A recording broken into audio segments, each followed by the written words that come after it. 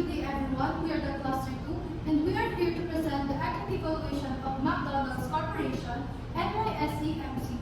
But first, we will introduce ourselves. My name is Nicole J. Isabel T. Marquez. I am Yasha Alcina. I am San Luis Arabia. I am Benedict Nataya. I am Luis Salapiano. And I am Christine Nike. So let's start with the executive summary.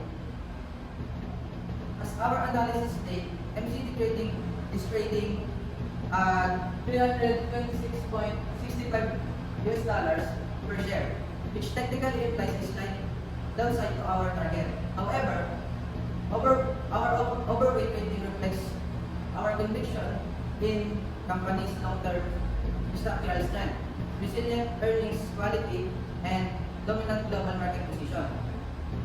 Our investment thesis rests on these three pillars. First, global scale and franchise power. McDonald's operates in over 100 countries with more than 40,000 restaurants, of which approximately 95% are franchised. Second, digital ecosystem growth. McDonald's has built a formidable digital loyalty platform of over 185 million active users globally. Third, in response to consumer pressure from inflation, McDonald's launched its $5 meal deal, which successfully reoffered the brand as an affordable dining option. However, we do acknowledge the risk rapid decline among household earning under $45,000 per year and current PE ratio of 28.7 times, which is significantly premium over sector average 20.9 times. So let's move on to macroeconomics analysis. In 2024, United States recorded real GDP growth of 2.8%, a resilient performance despite a high interest rate environment. However, in 2025, growth forecasts have moderated with economists predicting a range of 1.8% and 2.2%, reflecting tighter financial conditions and softer consumer spending.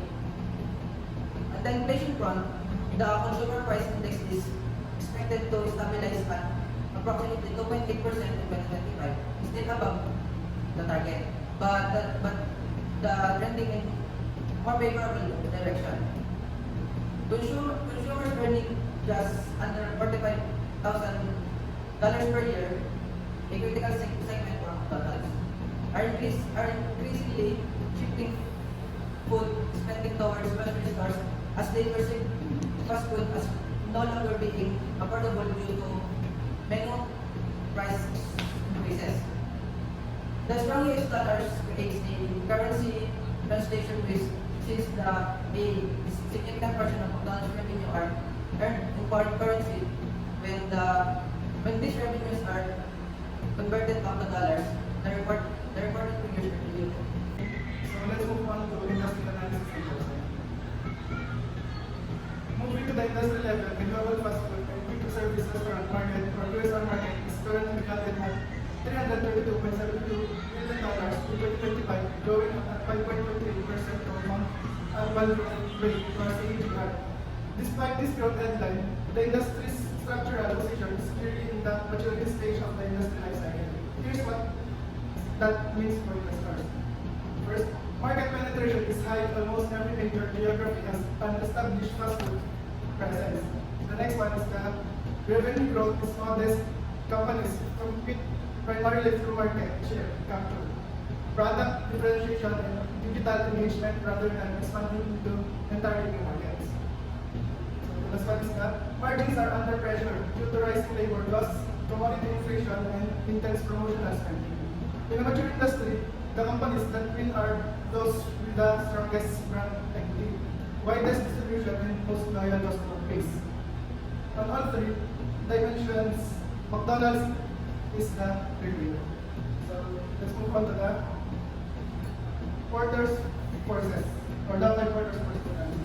So the first one is the competitive rivalry. This is the most powerful. So the first one is the competitive rivalry.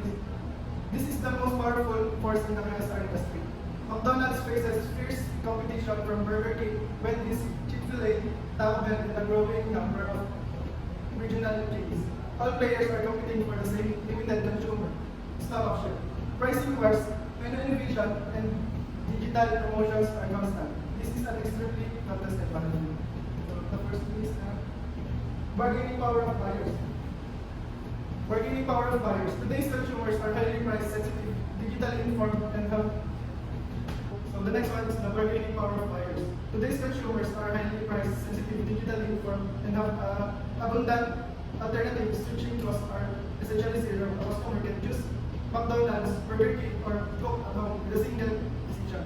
This means McDonald's must continuously justify its value proposition. The next one is the threat of substitute. Substitutes aren't just other fast food chains. They include grocery stores, meal kit services, food delivery apps, and fast casual restaurants like Hotel. As McDonald's raised prices by approximately 40% since 2019, many consumers have found these substitutes more attractive. The first one is the threat of new entrants.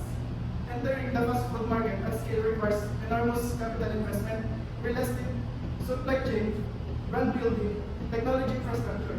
McDonald's $130 billion system-wide sales based and 40,000 plus location network creates an almost insurmountable moat against new entrants. The last one is the bargaining power of suppliers. McDonald's sheer purchasing scale gives it significant leverage over its suppliers. No single supplier represents a meaningful portion of its inputs. This keeps cost pressure high. So dividend discount model, it values the stock based on the present value of all future dividends. While the two-stage dividend discount model, so it assumes a higher near-term growth that eventually converges to a stable long-term rate. So we use the model inputs. As you can see, the cost of equity is 7.8%. This is derived from the capital asset pricing model. It reflects the McDonald's beta of 0.64. It indicates below market volatility. So terminal growth rate of 3%, it will land with the long run nominal GDP growth.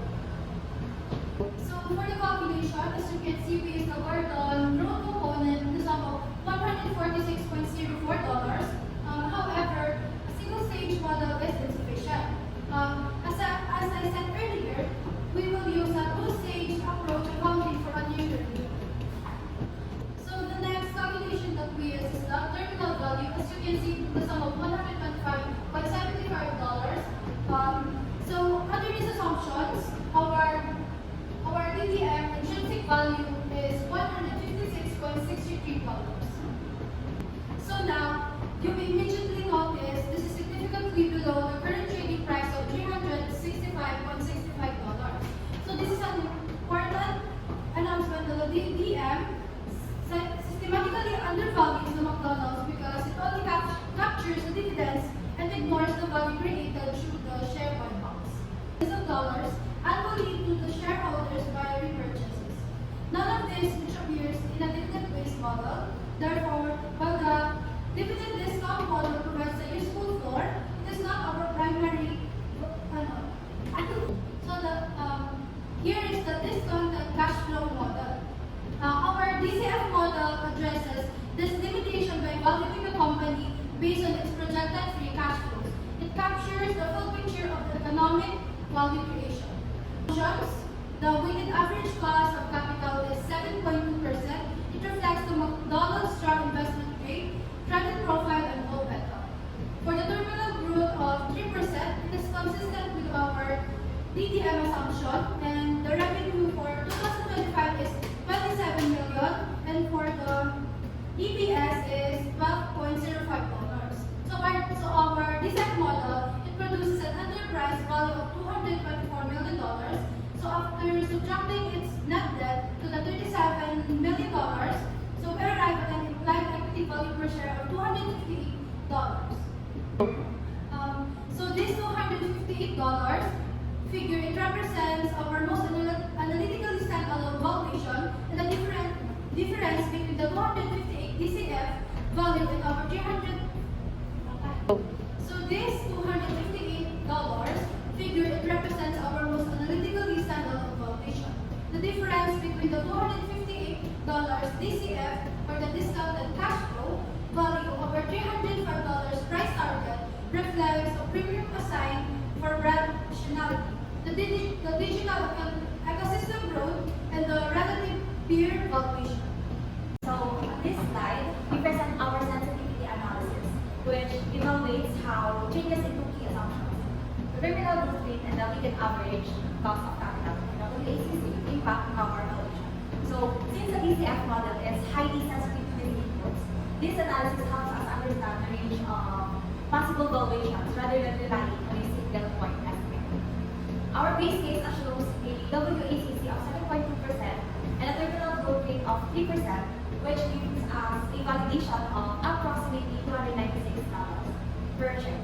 So if we look at the downside scenario, where the terminal growth rate drops to 2%, the valuation fails to about $258, representing roughly a 30% impact.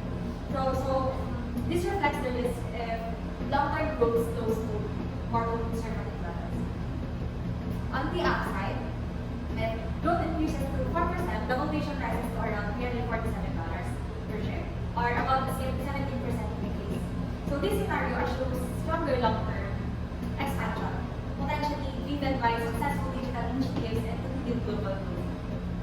Overall, this analysis shows that even a 1% change in terminal growth can shape valuation by about $50 per share. This highlights how sensitive the model is and suggests that the current market price implies relatively optimistic long-term growth experience. So, moving on to our relative valuation, we compare the company to its industry peers using key multiples such as price to earnings and EV to EBITDA. So, we can see that the company is currently trading at a price to earnings ratio of 28.7 times, which is significantly higher than the sector average of around 20.9 times. So this includes that the market is assigning a premium to the stock. So this premium can be justified by several factors. The company benefits from its global scale, strong brand recognition, and a highly efficient asset-light business model based on franchise operations. So this model generates stable, predictable cash flows, making it somewhat comparable to a one-time investment relative to more operationally intensive peers. However, if we assume that the stock were to revert to the sector average multiple of around 22 times, the implied share price would be closer to $250, which aligns with our downside or bear case. So on the other hand, applying a slightly lower premium, a multiple of 26 times results in a valuation of about $296 per share, which is consistent with our DCF basis. So in summary, the relative valuation supports our DCF findings, suggesting that while the stock deserves a premium, its current price already reflects strong growth expectations. So good day everyone, our part is about a technical analysis. So under the technical analysis is a moving average and a MACD. So the stock is currently trading at $326.65, showing a long-term uptrend but short-term weakness. So here's the table showing a moving average summary of McDonald's stock. So there's an indicator, value, signal, and interpretation. So overall, the stock is in a long-term uptrend since it is a above a moving average, but short-term indicators show a slight weakness. So the trend may hold or pull back. So it depends. So now, looking at the relative strength or index or RSI of the McDonald's Corporation, it is at 49.82. This is considered neutral. It means that the stock of the McDonald's Corporation is not overbought or oversold. This suggests that there is no strong momentum yet, but there is still room for the price to move upward if the catalyst fails. So looking at the chart, the price is above 200 moving average, which confirms a bullish long-term trend. However, the price is below recent short-term peaks, which suggests consolidation or weakness. We can also see the support level, which is around $320, and the resistance level of $335. This means that the stock is currently moving sideways between support and resistance, waiting for a breakout. So, for our recommendation, based on all the technical indicators, the trend is mostly bullish in the long term, but there is a short-term consolidation and weak momentum. So our final decision is both. We recommend waiting for a breakout above $329 before considering a buy signal. So, in conclusion, McDonald's stock shows a strong long-term potential, but investors should wait for confirmation of upward movement before making a decision.